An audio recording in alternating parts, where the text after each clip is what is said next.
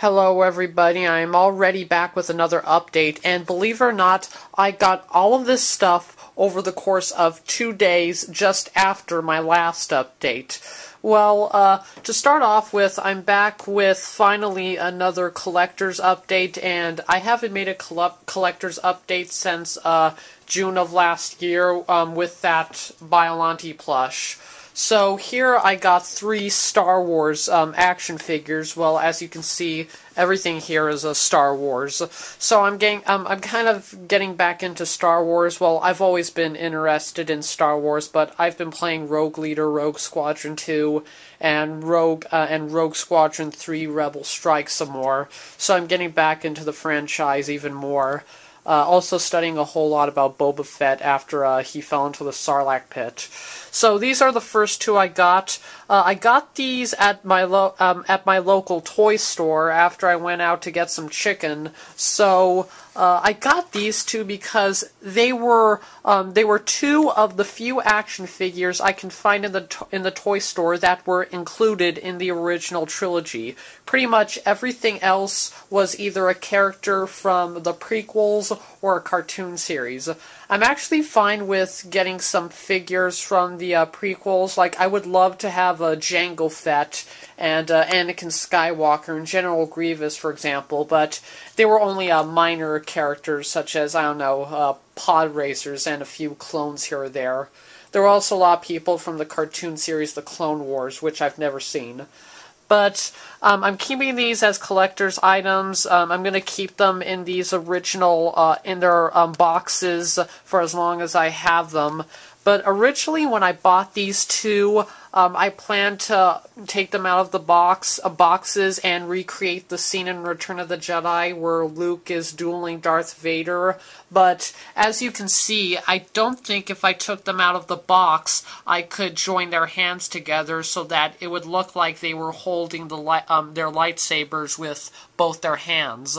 So I think that taking them out of the box would be a failed attempt at recreating a scene and would just waste them being preserved forever. So I got Darth, So I got Darth Vader, as you can see. Apparently it's from The Empire Strikes Back. Well, but to be honest, this is just Darth Vader from, well, the entire trilogy. I don't know why they just said The Empire Strikes Back here. He's from the entire original trilogy. In fact, look in the background. I don't believe that picture's from The Empire Strikes Back. It's from It's from Star Wars 1977, A New Hope. So yeah, that's Darth Vader. Then here, this is a pretty good Luke Skywalker action figure with his green lightsaber, but it says Luke Skywalker Endor capture. You know, when he, not to spoil anything, spoiler alert, when he goes into the Endor wood so he can give himself up to the Empire so that Darth Vader can duel him, so that he can duel Darth Vader and meet his destiny again. Apparently, it even includes the handcuffs and where he's when he's captured. The stormtroopers put these handcuffs on him, and he doesn't get them removed until he goes to the Emperor's room, the Emperor's throne room on the second Death Star. But really, this is Luke Skywalker's outfit throughout the entire movie, Return of the Jedi. If you have the shackles off, this is pretty much Luke Skywalker throughout the whole movie, with the exception of when he's on Endor, from going in there with the Imperial shuttle to the speeder bike chase. Also, these 2 toys are made by Kenner. I think Kenner was the toy company that made some of the first Star Wars toys ever in the 1970s. So these are 2 pretty good action figures, but a little weird on on what the toys are called, and why is it just Empire Strikes Back? Well, oh well. Then today I got this one. To be honest, I just figured that I should get one from the prequels just because I just want to give the prequel action figures a little bit more of a chance. Well, actually, I accepted this because the Star Wars. Actually, I accepted this because my mom, when she came home, got me this because she knew that I was perhaps gonna turn into a Star Wars collector. So she got me this when she came home from buying some milk at the drugstore. So this is a pretty good action figure, actually. I actually just took a random guess, and believe it or not, I was right about this character. He's a pod racer in Phantom Menace. You know, the pod racing scene? Clegg Holdfast. Huh. Although I don't know him a whole lot, I'm still going to keep him in the original packaging, and I'm going to keep him as a collector's item because I think he actually looks pretty good. Also, he has sand goggles in order when he's riding his pod racer. And apparently here's a special offer. Get exclusive Qui-Gon Jinn and EOP figures. EOP figures? I know who Qui-Gon Jinn is, or Qui-Gon Yin, but I don't know who EOP is. Oh well. Offer expires March 31st, 2010. Oh well, never mind. So those are the two action figures. Then finally, I got the 2004 DVD version of Return of the Jedi. This includes both the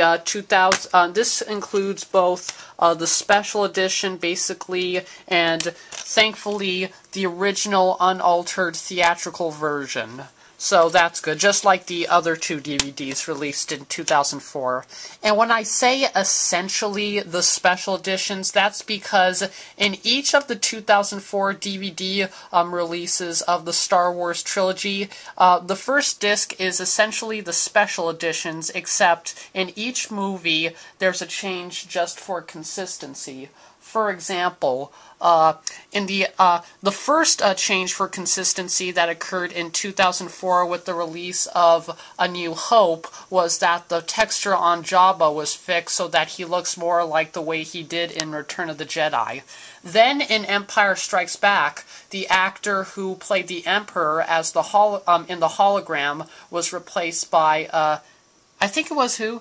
Ian McDiarmid. Ian McDiarmid replaced the actor who played the Emperor when Darth Vader is talking to him in the hologram scene.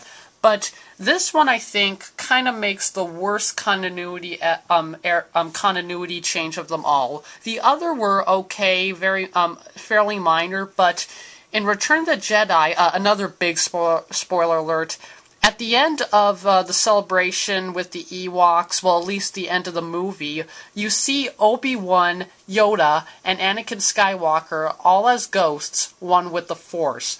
But in the 2004 DVD version, instead of Sebastian Shaw playing Anakin Skywalker, it's been replaced by the ghost of Hayden Christensen. Hayden Christensen is now the ghost of Anakin Skywalker in Return of the Jedi. So, to be honest, I don't really have a big complaint with him, and to be honest, I love how Hayden Christensen played Anakin Skywalker in Revenge of the Sith, especially. But still, I agree with James Rolfe. The logic is that whenever a Jedi dies and they become one with the Force, they go back to the way they were while they were good. But I guess what George Lucas was thinking, that with Hayden Christensen as the ghost of Anakin, it shows the way he was before he turned to the dark side. But then again, Darth Vader killed the Emperor before he died, showing a sign that he turned back to good. He saved his son and he killed the Emperor. So Darth Vader turned back to the good side at the end of Return of the Jedi. So that's why I think Sebastian Shaw should be Anakin Skywalker in Return of the Jedi. But I still got this DVD with the special edition. The rest is pretty much just a bunch of unnecessary digital effects. I heard a lot of people don't like the Jedi rock scene in Jabba's palace, but to be honest, I think it's okay. The song is a little catchy, but then again, I don't think the digital creatures look all that good. I also want to be sure that if the theatrical version of Return of the Jedi doesn't differ a whole lot from the 1995 version of Star Wars on VHS. the 1995 version of Return of the Jedi. And also, apparently, it says it's a limited edition. I think it was a limited edition because they say they're including the theatrical versions of Return of the Jedi, but this DVD was released in 2004. The DVD was released in 2004. And it even has a sticker. I'll show you all. Look. Still wrapped. Look. There's a sticker. Limited time only, includes the digitally remastered movie plus the original theatrical versions. But then again, this is still being made. But then again, new copies of these DVDs are still being made. There's my mom actually ordered this from Amazon, and this is what we got when I first typed in Return of the Jedi. Well, either way, I pretty much have everything. I have, as you can see here, I even have the Star Wars A New Hope and The Empire Strikes Back 2004 DVD version. So, let's see. I have all the 2004 I have all the 2004 DVD versions of Star Wars, and I'm still gonna keep this 1995. I'm still gonna keep this 1995 Unaltered Trilogy VHS edition. I'm still gonna keep this 1995 VHS versions of the Star Wars trilogy wholly. Well, I guess I could say wholly because this is a very, very, very good collector's item. You have, this is from 1995, so already it's fairly old. This one came, I don't know if you can see it there, this one came with the envelope. I made a whole update about this VHS set. And also, although admittedly this one is on a DVD, so as it says there, it's even more digitally mastered than the one on the VHS cassettes here. I still think that I should watch the versions on this VHS because the VHS fuzzy distortion actually gives it more of a Star Wars feel to me. Plus, watching these VHS versions gives you more nostalgia than watching the DVD versions. So that's pretty much all I'm gonna say about. That's not all I'm gonna say about Star Wars in general. I may review the movies. I may talk about the prequels. I am gonna make an update in which George Lucas announced. Well, I'll make the update. I'm not gonna tell you now, but I just want to say this is buying Return of the Jedi is it for me. I am no longer going to buy any more versions of the Star Wars trilogy or prequels. I'm pretty much, for me, I'm fine with all the Star Wars movies I had. I'm not going to get the Blu-ray edition of the entire Star Wars saga. Why? Because, get this. Sorry everybody, my battery ran out. As I was saying, 3Y3 Raven commented on my update with Pacman, the real way to watch Star Wars video, and actually said, and this was the first time I ever heard about this information, that George Lucas is not, I repeat, not going to release the original theatrical versions of the Star Wars trilogy on Blu-ray. So, yeah, you may have, like, the entire Star Wars prequels, which I don't think should be altered because there's so much CGI, and to me personally, I think it's very unlikely that the prequels will have changes in the Blu-ray editions, but why not just include the original theatrical versions of all of these movies onto Blu-ray? Instead, supposedly it's going to be the 2004 DVD versions in 1080 HP on a Blu-ray disc. So I'm not really, I'm not like totally disappointed about it. I'm not, I don't know, gonna lose my faith in Star Wars just because of this,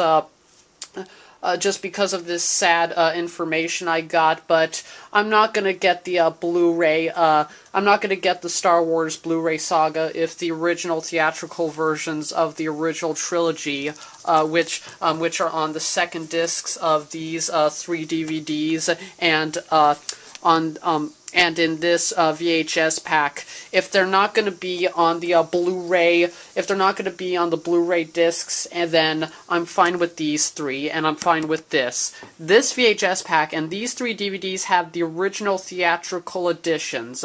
That's all I need, and if it's not going to be out on Blu-ray, then I'm not going to get it. If you want to get it, that's great, but for me personally, I'm not. Well, everything here was Star Wars. I hope you all have a good day, and bye-bye.